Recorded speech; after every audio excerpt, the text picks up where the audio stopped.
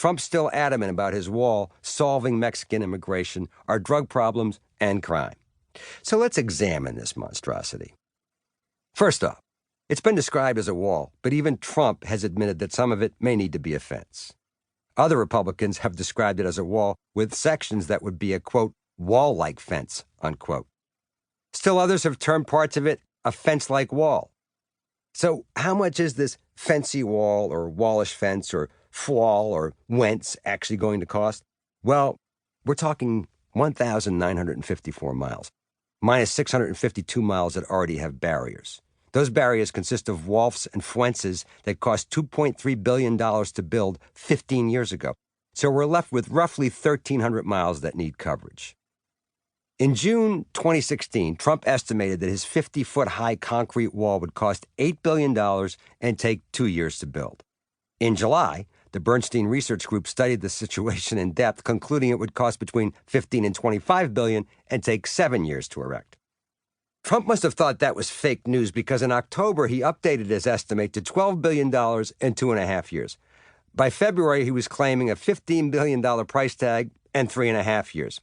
We haven't even broken ground yet, and already this thing has almost doubled in price and time.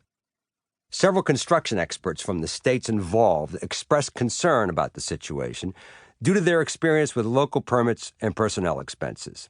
Trump's team forged ahead, confident in their aims and buoyed by the energetic response of their supporters for what a bold leader is capable of doing with a patriotic focus and a fistful of power.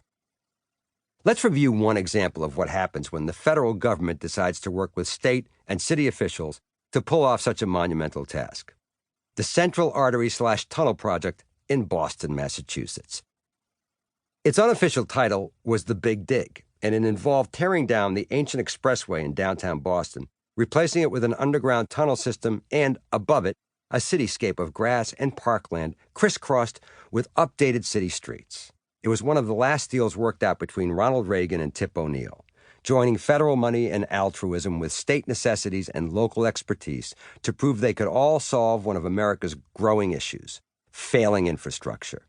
It would ultimately combine a tunnel named after the iconic baseball and military hero Ted Williams with one named for Tip O'Neill himself, plus a greenway dedicated to former First Mom, Rose Kennedy. It would be the biggest and most expensive federal road construction project in the history of the United States, scheduled to take 7 years at a cost of $2.8 billion. And guess what? They did it. They built the modern equivalent of the Roman aqueducts, and not only did it reduce traffic, it made the downtown area a beautiful and much more accessible place. It made international news and attracted unlimited media attention. It made Boston synonymous with federal solutions for state and city issues. And it only took 17 years and $22 billion.